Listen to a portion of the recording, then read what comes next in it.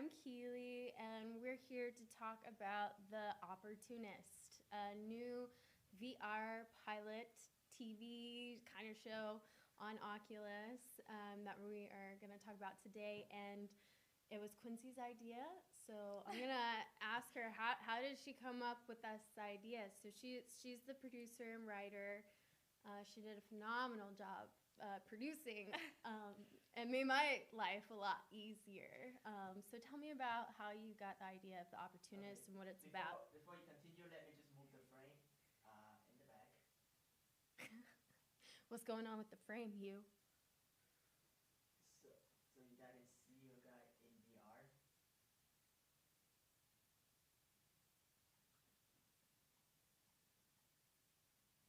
Okay, so in the VR frame on your left window, we have the actual preview of the show.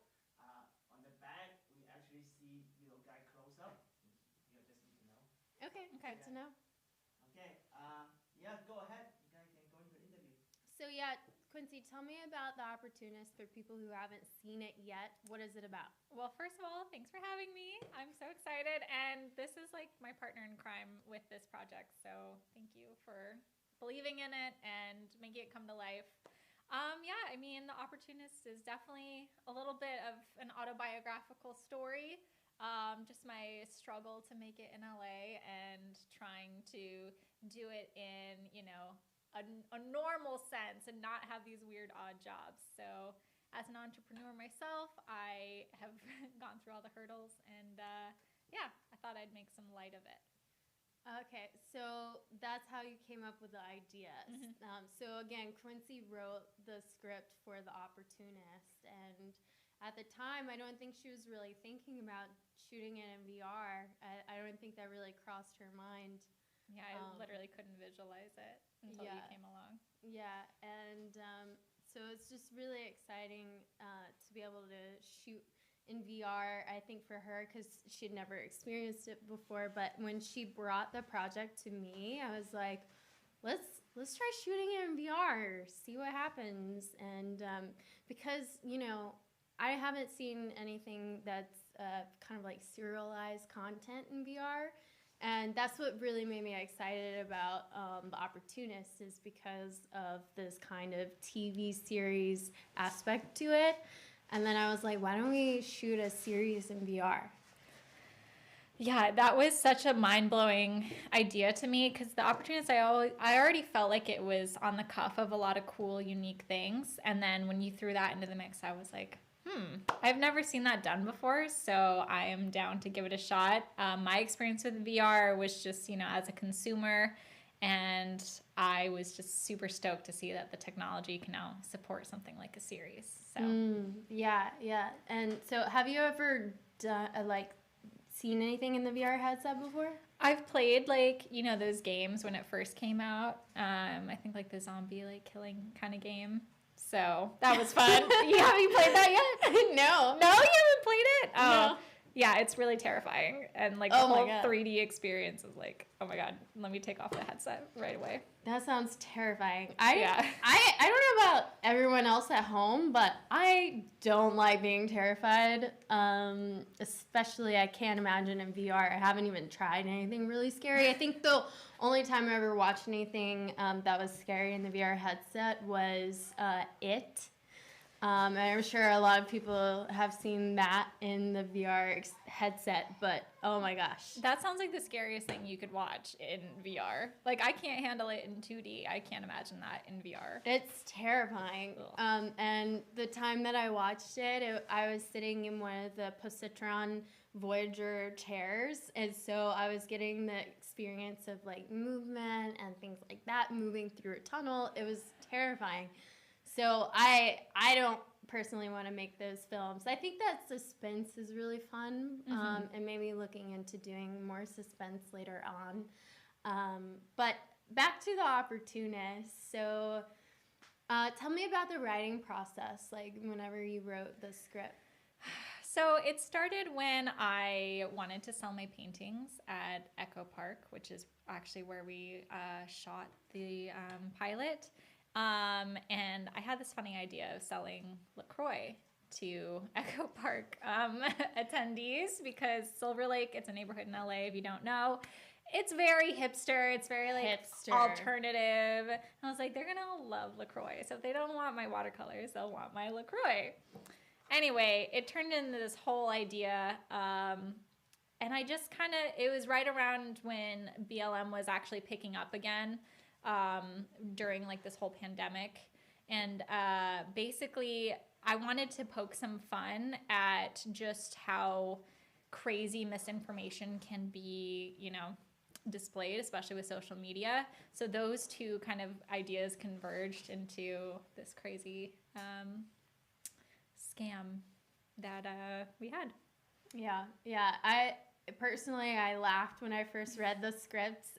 Quincey sent it over, and she's how we met was through a friend called Leah, Haile, who will be joining us shortly.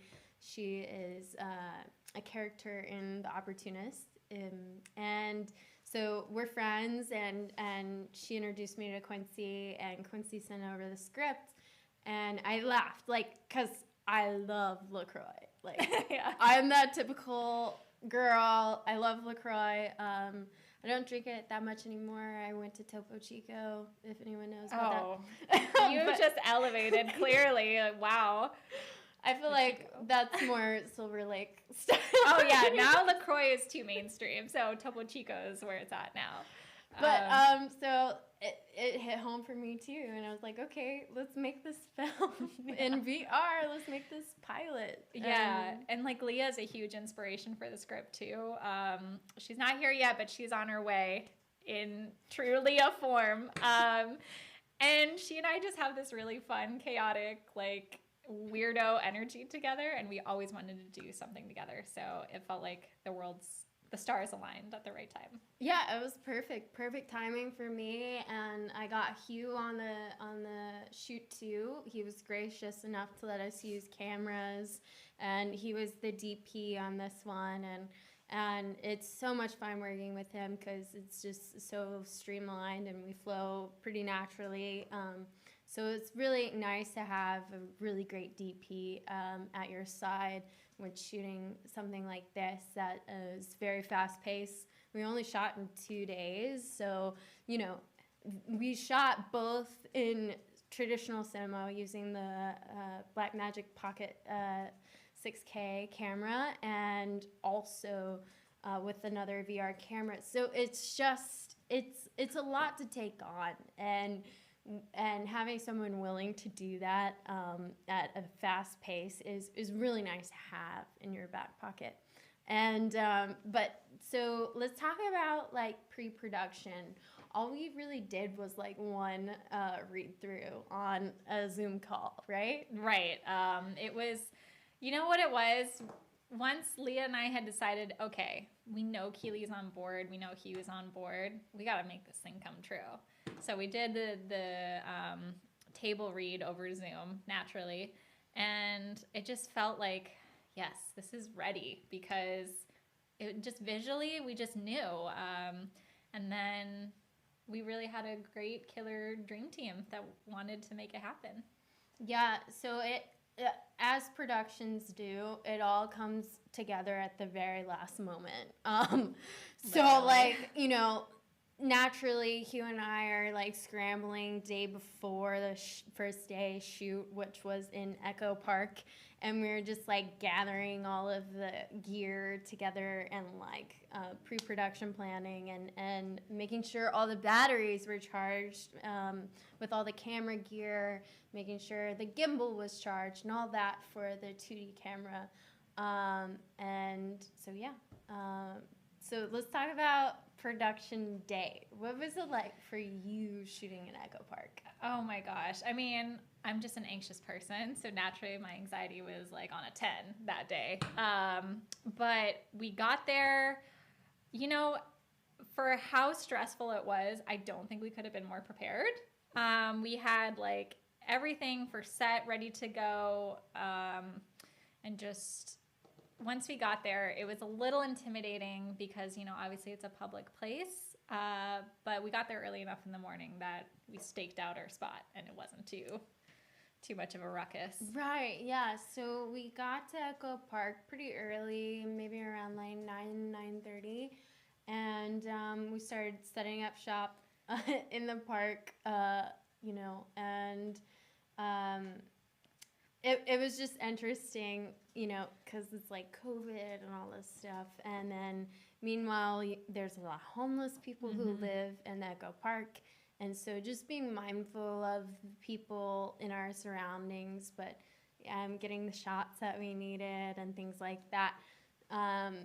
So what else was I going to go? Oh, speaking of, let me backtrack. So this piece is SAG-AFTRA certified. So tell me about that process. Oh my gosh. I mean, it's a headache. It's a headache to get something certified, but fortunately SAG is very helpful during the process. So it's really just about going for it, filling out the paperwork ahead of time. Keeley was so great at showing me how to do that. And then you're assigned someone to assist you with the process, and they give you the bullet points, and you can talk to them at any point and get the green light that you need to get your production certified. But it was nerve-wracking because it's like, oh my God, am I gonna miss something? Especially with pandemic, there is this extra layer of responsibility added on top. But yeah, I would say use SAG to the most of your abilities because they want to help you and they want to see your production come to life.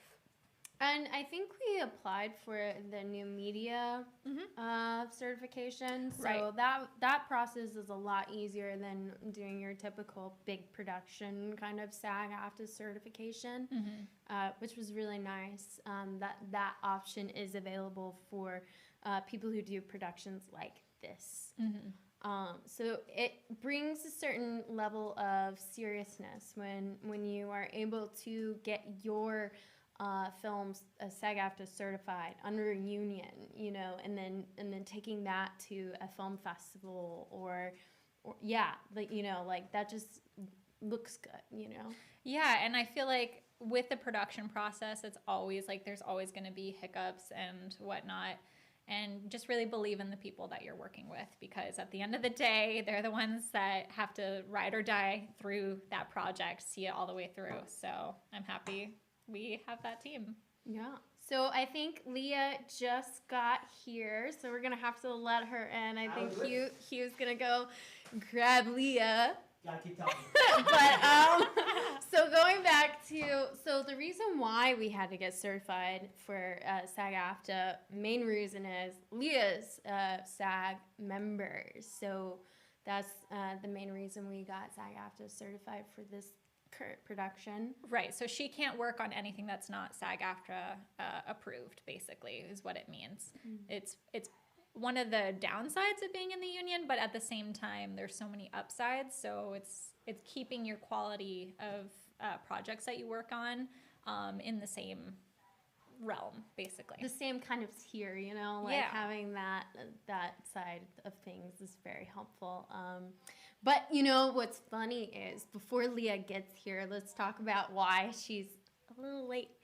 So we're not going to give her a hard time, but she is a working actress, and she was on set all day long shooting something. I don't know what, but she was stand-in, and, that's the life of an actress. You get called last minute, and you have to be on set, and people need to be able to rely on you, when you're in those positions. So it's really cool to see her dedication as a creator.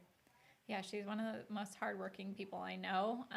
So I'm really happy for her that she's booking work.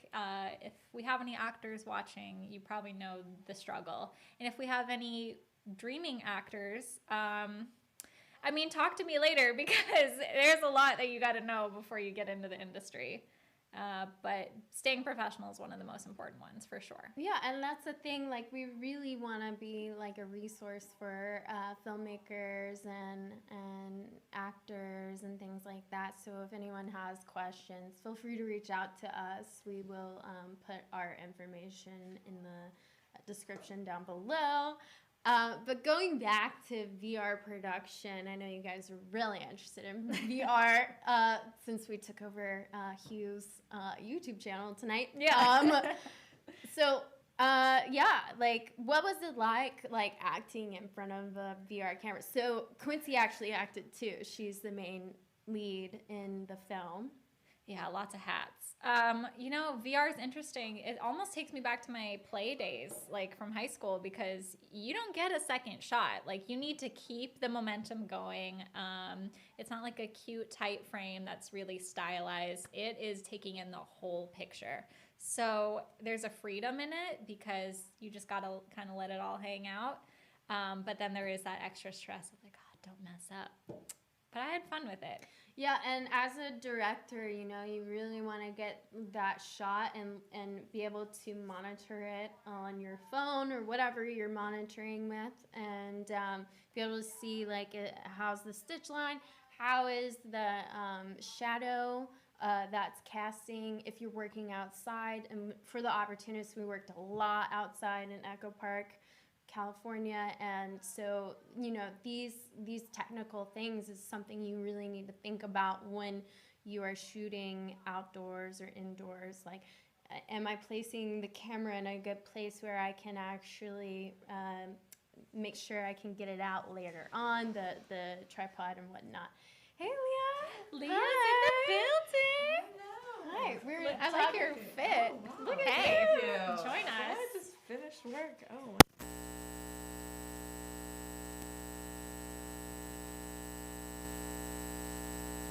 Thank you. I like you guys' makeup. That's nice. So I had too much time today, so. We were just saying to everyone at home that you just got off of a production. Oh, wow. Yes, I did.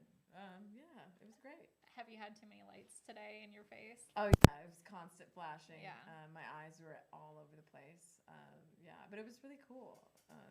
Yeah, it was for like a photography still for a magazine. So it was cool to be what the actor gets to be in and Visualizing it for yourself. Yeah. Oh, yeah. Really visualizing it. So we were just talking about what it's like to act in front of a VR camera. Mhm. So if you can speak on that, like, what is it like for you when you first started working in VR? Our first production was in with a piece called In Tandem, and we shot that in Venice Beach, and so that was one of her first experiences working in VR. So tell me about how it is to act in VR. Yeah, it was really interesting because like the camera catches everything. There were times where I feel like we had to redo the shot to make sure everything looked okay with it, and it was catching a lot more of what was going on, and knowing that and being aware of the frame and how it literally can see everything was something to keep in mind at all times. But it was fun. It was a lot of fun. Yeah. Yeah. It was so fun to work with you when we were shooting VR too, because that's the opportunity where we get to improv. Yeah. And like I was saying earlier, we have this great like rat-a-tat together. It's mostly you. I just kind of like receive it. No. But like my favorite scene to shoot in VR was the ending scene. Remember when we walk off from the stand and it's all like destroyed? Oh, yeah. Oh, right, when you walk away. And Okay. I just remember cracking up the whole time because we were just riffing and it was great. So I love that VR allows for that, and it adds so much more flavor. And that's the thing, like, if you've seen the film, or if you haven't, please go watch it. We'll put the link down below in the description.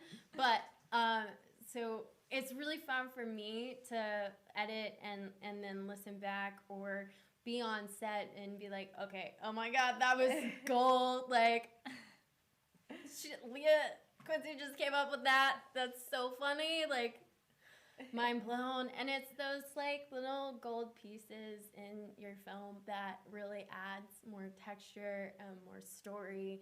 And with VR, you can really do that. And comedy really allows you to do that too. Play around with improv. And it's really nice for me as a director to see like where they take it. I'm like, oh yes, I definitely can use that. Yeah.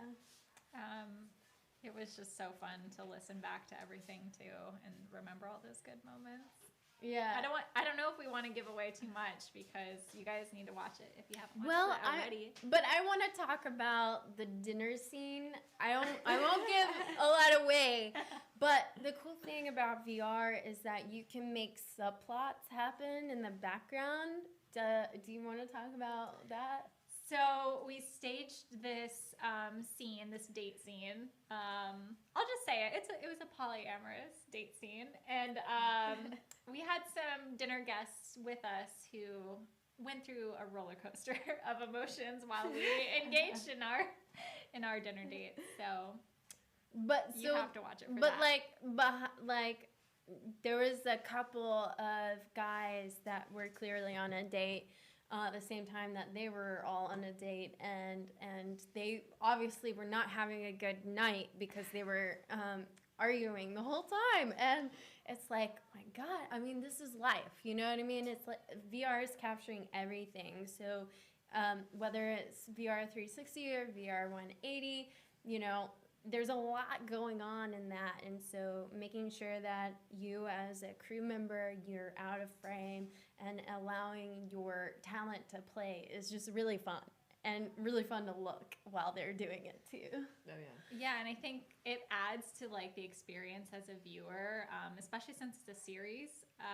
You can go back in and watch the same episode and completely engage with something else in the scene, and you have a completely different experience. It's a lot like all of us lives, you know, little atoms in this universe floating around each other, and everyone's got their own universe going on in their heads. So VR captures that. Instagram's live as well, so just say to hi to the audience. What's up, Instagram? Hey. Hi.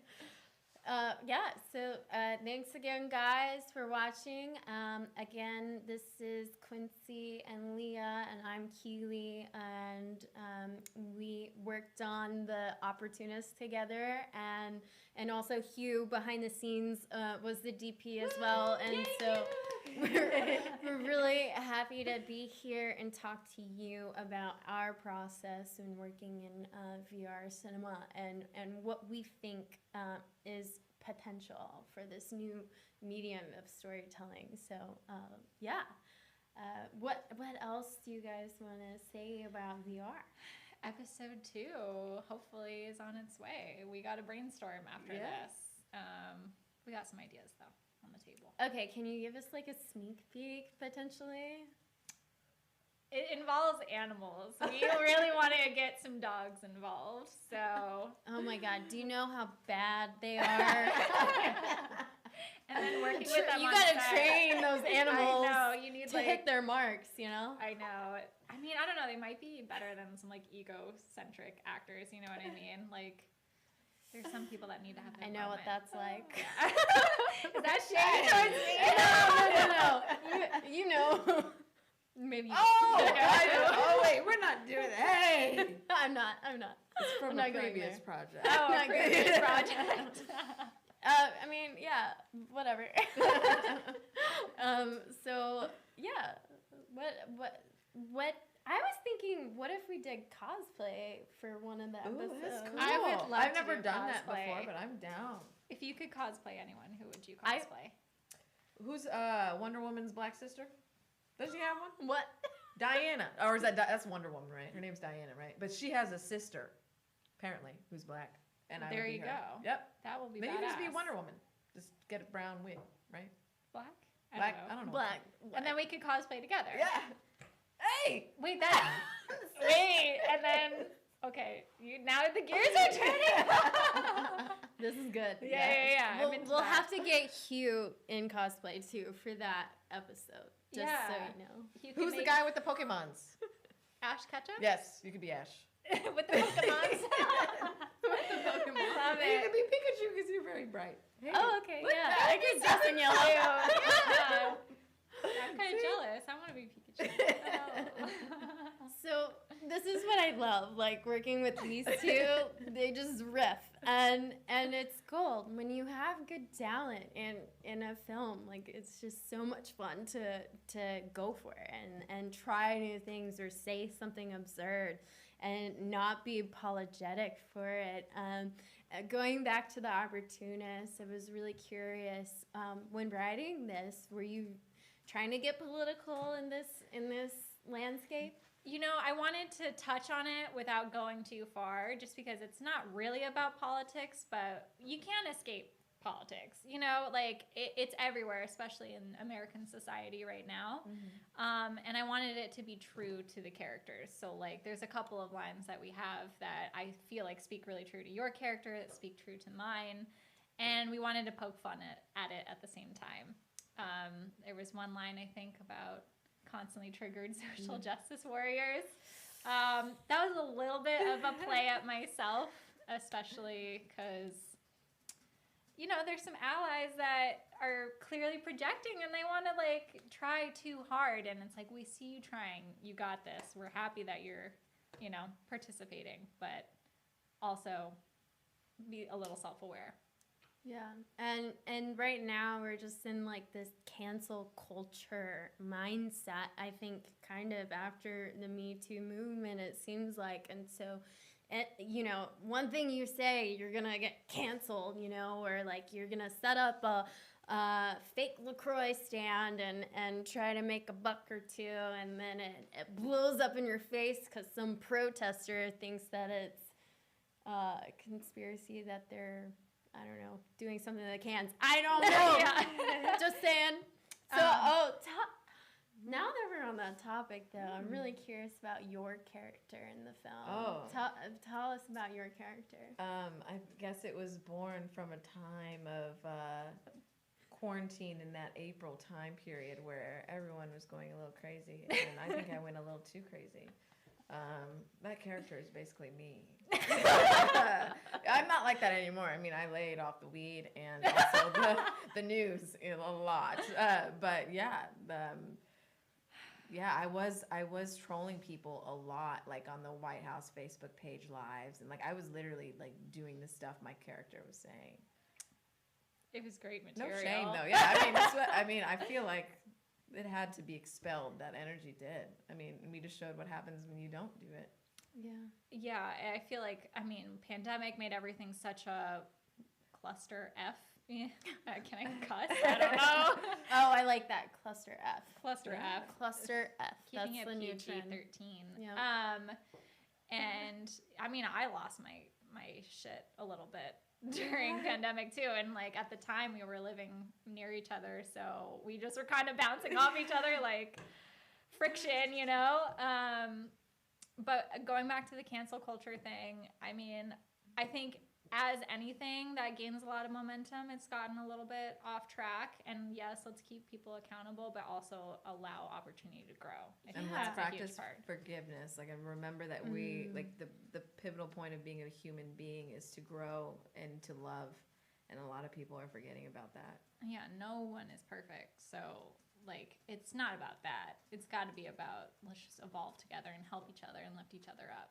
So. Yeah, I fully agree. You guys both, like, nailed it on the head. Like, let's forgive people, you know, instead of saying, oh, you can't do this now because, you know, you did this, you know. But, you know, people learn and grow from their experiences. So it is something an interesting time that we are in right now, and I think that the Opportunist kind of touches on that in a very interesting way. So yeah, and I feel like, you know, it's one thing to call someone out. I fully agree with that, obviously, but it's another thing to try and pull them down, you know, like everything.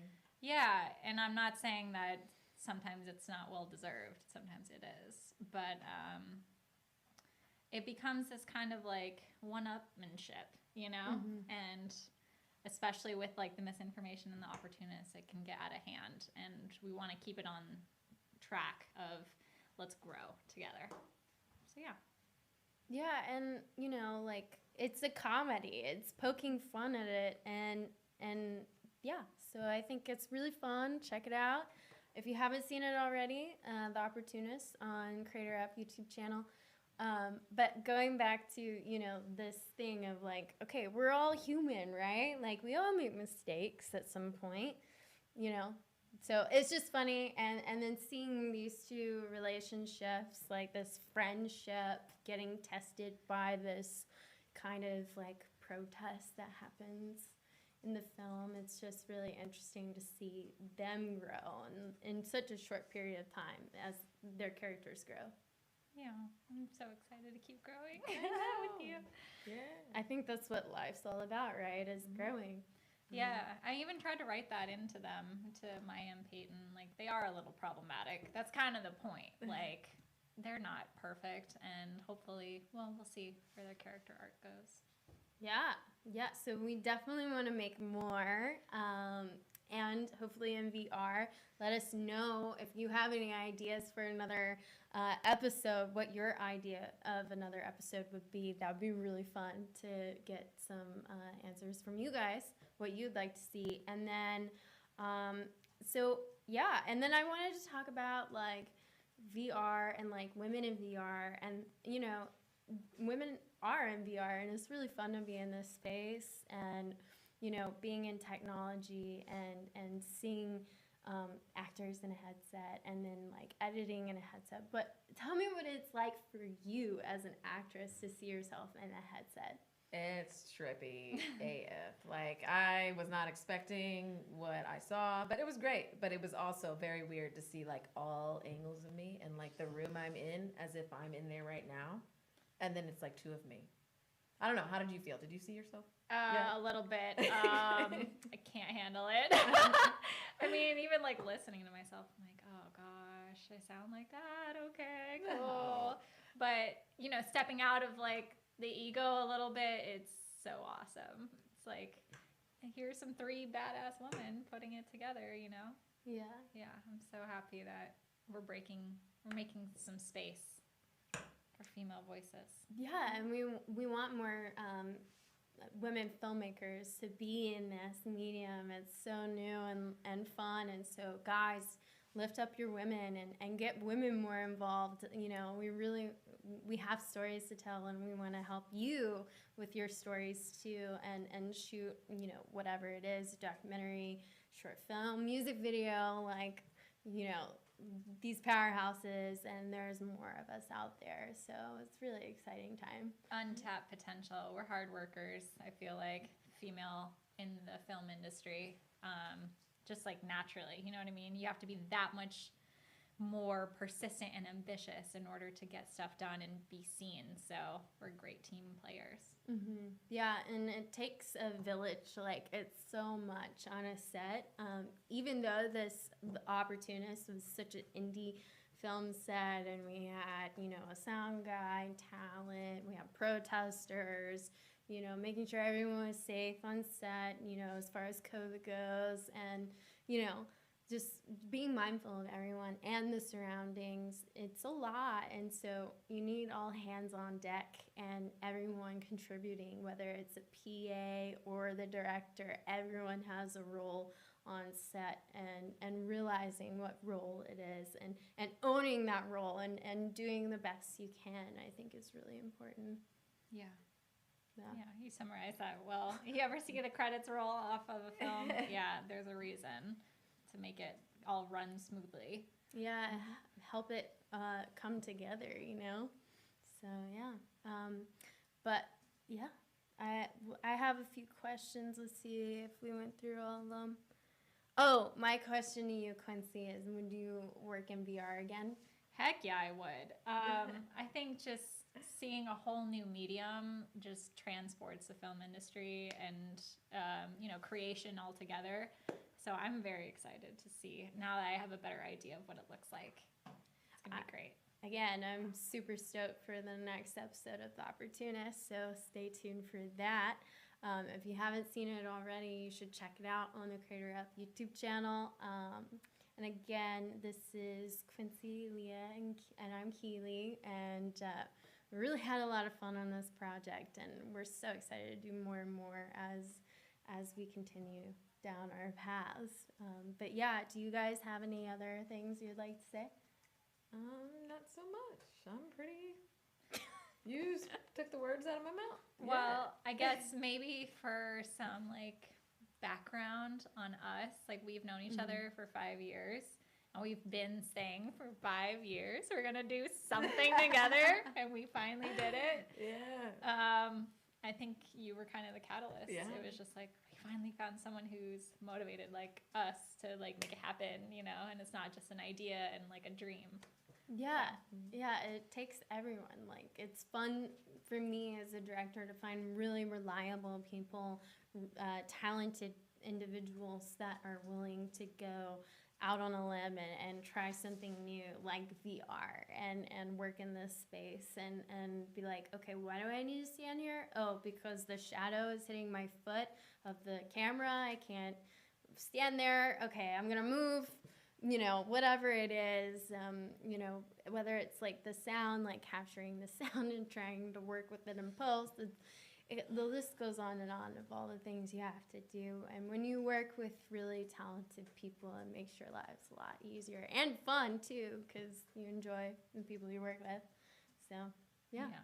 This was meant to be fun, and it was fun, so thank goodness for that. That's why you do it, right? Yeah. It's fun. Yeah. Yeah. So, Hugh, do you have any questions at all? They're all about camera. Yeah, nothing about the actual film. Let's talk about camera. Come here. No, it's, Or VR. yeah, I mean, seems I'm delayed, so I don't know like where you guys are right now.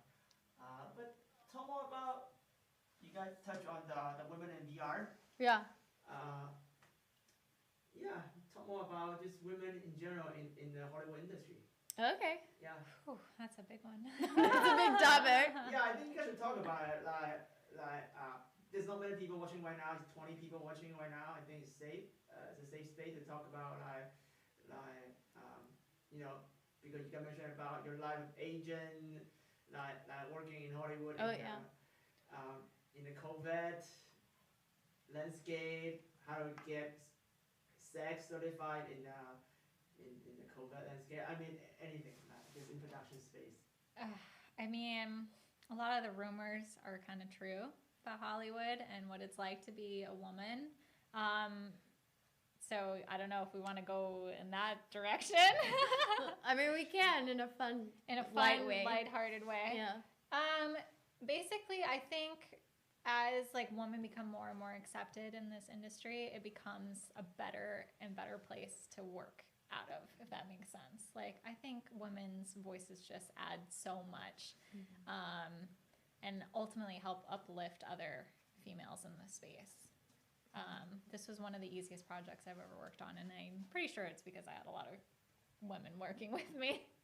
Yeah. I don't know if you guys... What about you? I mean, I see, you know, I work stand-in a lot for like major TV shows, and I see a stark difference between those sets that allow for more female voices or directors or DP. In fact, I'm really lucky to work on a set right now where the DP is female, and we bring in female directors often. But I've been on sets where like I'm the only person of color and there's just a bunch of white dudes, and it's like weird that these like it's a very one frame way of telling a story, I feel like.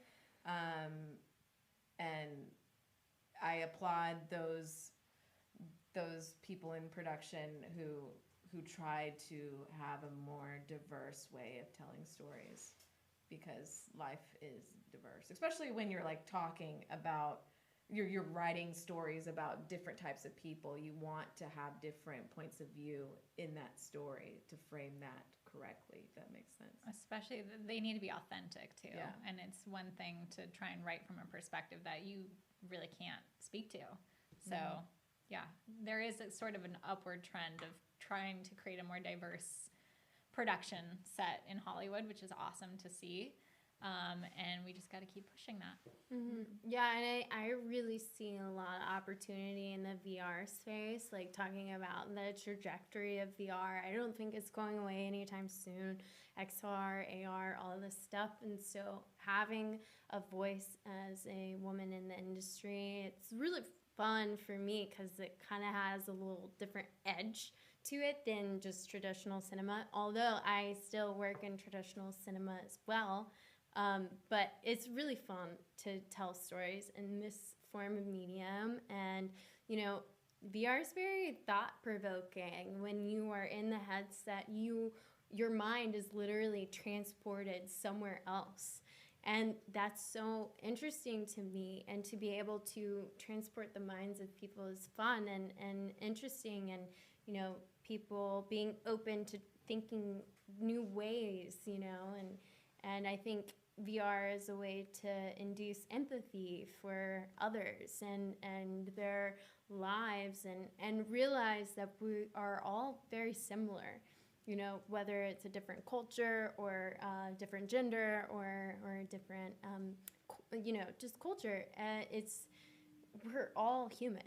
And, you know, you can really convey that more and more in a VR headset.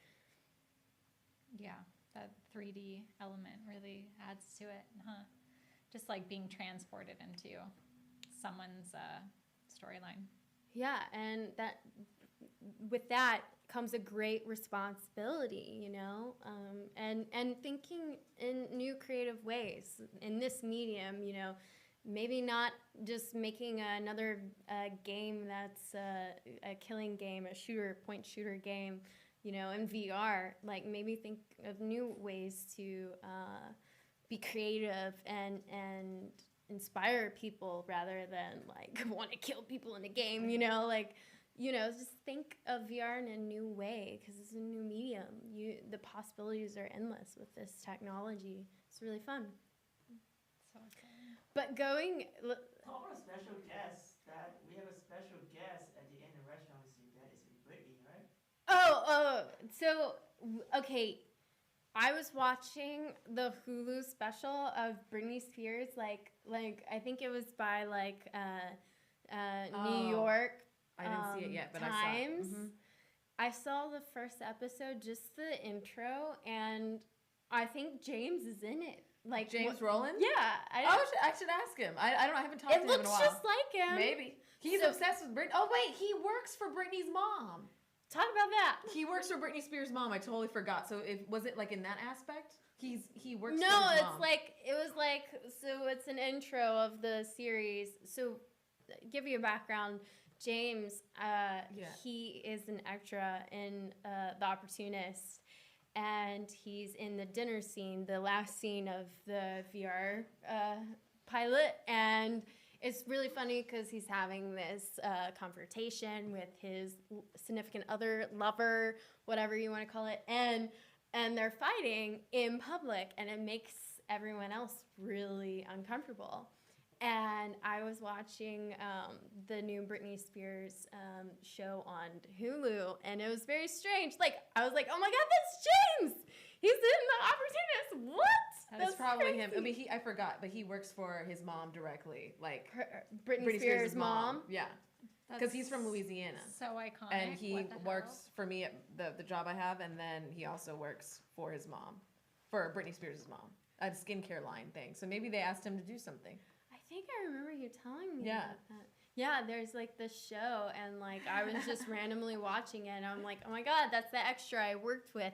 It's very strange when you start, you know, working in the industry. You know, I'm new to LA, so when you start working in the industry and then you start seeing actors or filmmakers on the list that you've worked with before, it's just really fun, and it was hilarious to see him on there. Like, I was like, oh my God. I have to watch it now because I have a feeling it is him because I completely forgot. Is. Yeah. That's hilarious. I'm so down to watch it. I really want to watch it. I need to catch up with the times right now. Free Britney, guys. Yeah. No, just kidding. Hashtag. But yeah, it was just fun to see an extra working too, and another actor in the industry working, but on other projects. Hollywood's low-key small too. Like, you don't realize it till you're in it, but you're like, I have worked with you, and everyone is friends with each other. And that's kind of why it's so important to like really push for diversity, because you gotta like let other voices in, but it is kind of like a networking game. Mm-hmm. But anytime you watch a movie, you'll probably find someone who you've seen in something else before, just a smaller role. Mm-hmm. Were you going to say something, Hugh? Hugh? No, I mean, feel free. You want any if you want to, or continue to talk about anything. Yeah. Well, I would love, like, everyone's like really like, you know, put together and whatnot, but like, you know, on the set, like it was just like back to back, just like funny cracking jokes, like, you know. So it's like, yeah, I remember listening to the audio of it, and I'm just like singing, and we're saying random crap to each other, and like that's how most of the set is going until the cameras roll and we're ready to go. like the Molly Ringwald. Oh yeah, I was just making stuff up. I'm just exhausted though, 'cause, you know, I've been working every day, so like my brain is half asleep. So It's making you seem really cool though. So That like, I'm- yeah, you're like I'm so stoic. I can't hold myself up at the table at this point. Yeah. So how many hours are you on set? It's like at least 12, 14 hours a day, every day. And they added today, Saturday, when I usually don't work weekends. So it's like pretty tired. Yeah. But I mean, it's great. I mean, the food's great. Crafty. crafty. Yeah. Hey, Don't forget about Crafty, shout out to folks. Crafty. And getting tested every day for free and getting paid to get tested. That's a great feeling. It is. It's Yeah. lit. Yeah, stay safe out there. Yep. Production and whatnot. But yeah, so cracking jokes on set. Yeah. It's funny. But one of the things that Hugh asked was like representation and agent. Like, do you guys have representation, and what does that look like? Yeah, so I recently acquired representation. It is a hustle, it is a grind, but it's all part of the networking game. So the more people you know, like the more chances you have for opportunities. And it can be a struggle because when you're fresh to Hollywood, you're like, oh my gosh, I just need someone to work with. But you also need to have like a good lens to say, or discernment, like who's good to work with and who's not. And you gain that as you spend time here. Mm-hmm. So my experience has been learning from a lot of failures, basically. Yeah, I agree with that, because I remember when I first came here like 5 years ago, I was like, I just need an agent. I don't care who it is. And I would sign with the first people that offered me representation. And I did that a couple times in the first 5 years, and it was all of a bad choice. Until recently, I just got a new commercial agent. He's great. I love him. He actually gets me out. And I'm seeking new theatrical rep, but instead of holding on to representation that didn't really get me anywhere, I decided to forego my management that really I had for 5 years that I didn't get anywhere with, and the theatrical agent I had a couple years ago, and just do fun stuff like this in the meantime, because you gotta live. You can't just like be upset all the time and worry about I do this, not getting out and stuff, but I mean, as long as you're creating, that's why we do this. So the right people will see at the right time, I feel like. Yeah, there's a delicate balance of like putting the hustle and grinding, but also trusting the process. Like you gotta like give yourself some slack there, but you also like you can't run yourself into the ground, because then you can't show up emotionally as an actor. At least this is speaking from an actor's perspective, but also knowing your worth and being like, I know what I bring to the table. Keep working on that. Keep doing what inspires you, and the people will come. Like it's not so much of a strain if you just trust in yourself. And then I want to talk about like, you have to kind of like write the project or like create it yourself. Like, especially as an actor, like I really admire these two because they create their stuff. They write. Leah and I have wrote together. We are continued writing together, and we're gonna work more on Opportunist. But like writing your own materials, that way you can actually shoot it, and actually get the experience. I think is really important, because just waiting around hoping that you're gonna get that gig, and to find out it's not coming.